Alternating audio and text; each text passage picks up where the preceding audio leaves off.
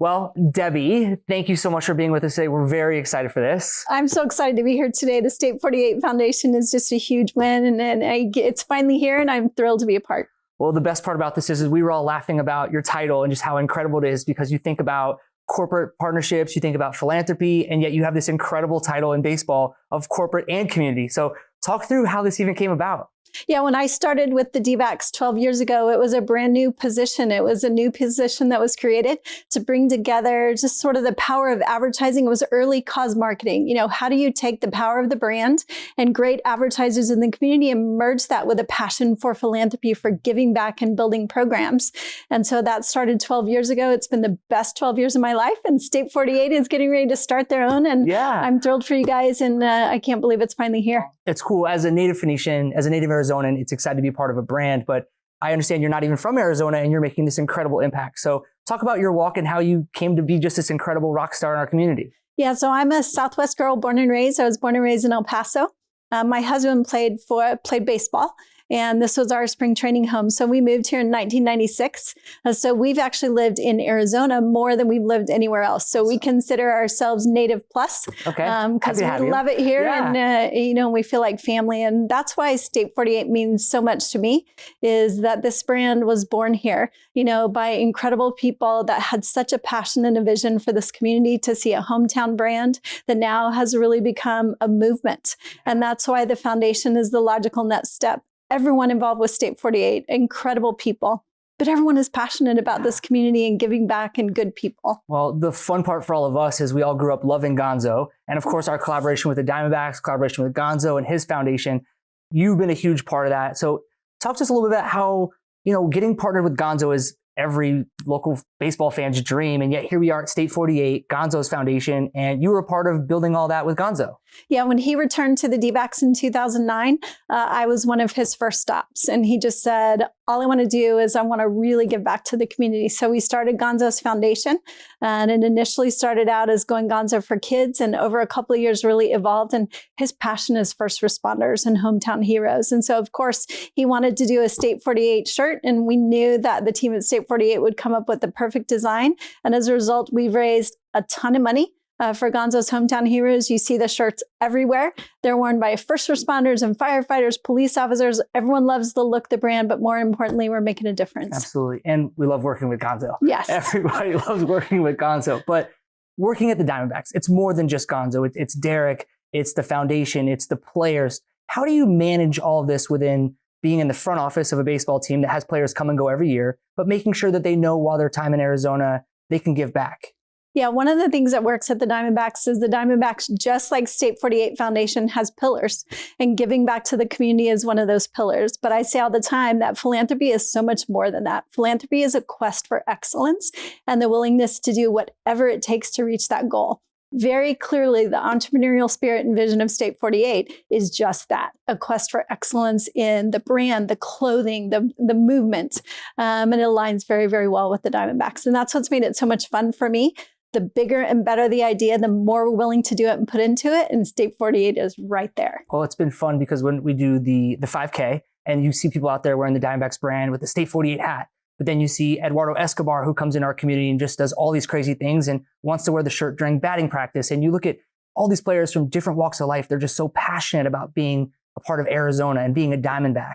So as we start our foundation and say, hey, we're State 48 Foundation, what kind of advice do you have for us to build that same passion that the Diamondbacks Foundation has? Yeah, I think the one thing that you have going for you already is you know exactly who you are and what you want to do. You love people. You love this community. It's made up of solid business vision, and you're going to surround yourself with the right partners that help you with the financial support that you need ultimately to make a difference.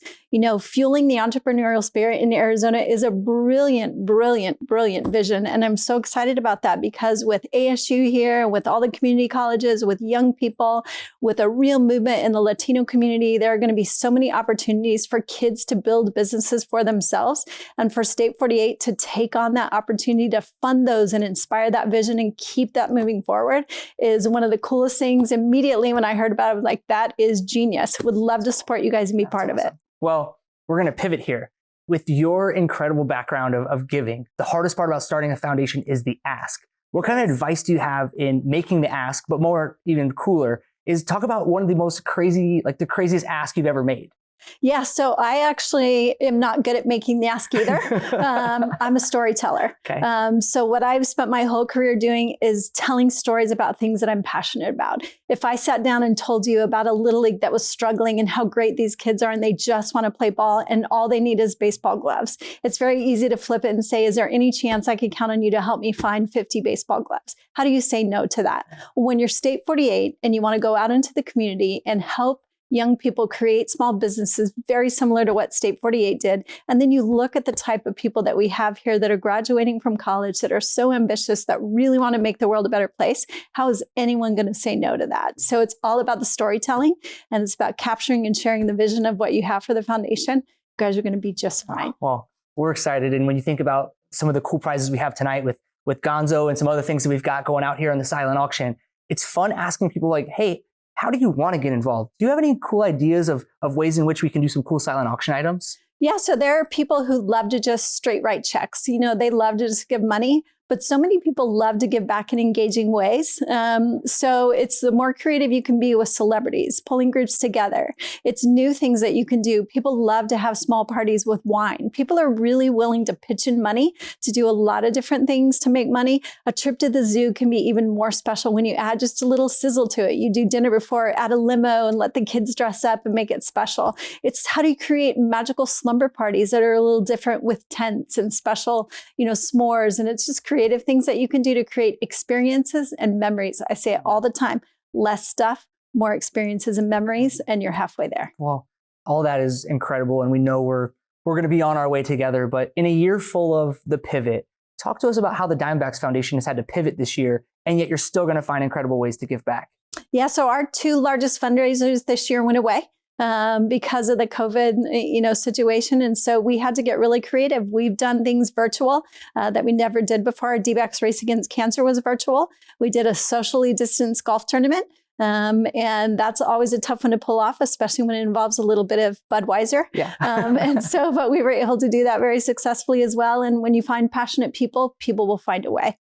To help you. So ultimately our 50-50 raffle, we moved it online. We raised a lot of money there. And as a result, we're going to be able to fund all of our Little League programs, which was one of my passions. I just did not want to take a step back on Little League. It was so much fun seeing the Little League jerseys go around the Valley. I grew up in the West Valley, and in Glendale, we were the Phillies one year.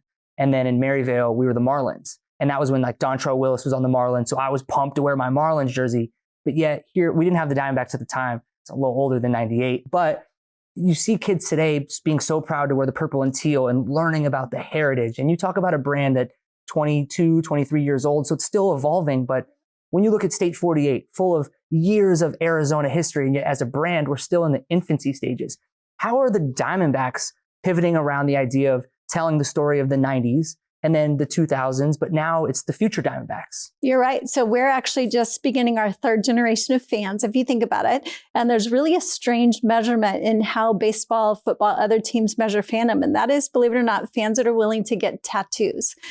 So when you start to see generations that have tattoos, the tattoos are a measure of fandom. Yeah. So we've got tons of fans that have that 2001 tattoo. It's Gonzo, it's the purple and teal, it's the old colors. Well, now we're finally starting to see a generation of fans that have the red and black. They have the snake head tattoo. And we're like, wait a minute, we're onto something. Yeah. So you're right. The jersey program in 2020, we had 121 youth leagues and little leagues. We distributed 65,000 jerseys and caps. So you're talking about an entire generation that's growing up wearing D-backs uniforms. And ultimately, if we can catch them young, they're going to be D-backs fans. Same thing with State 48. You see State 48 all around the world. People are on traveling trips, international, the Grand Canyon, they're hiking.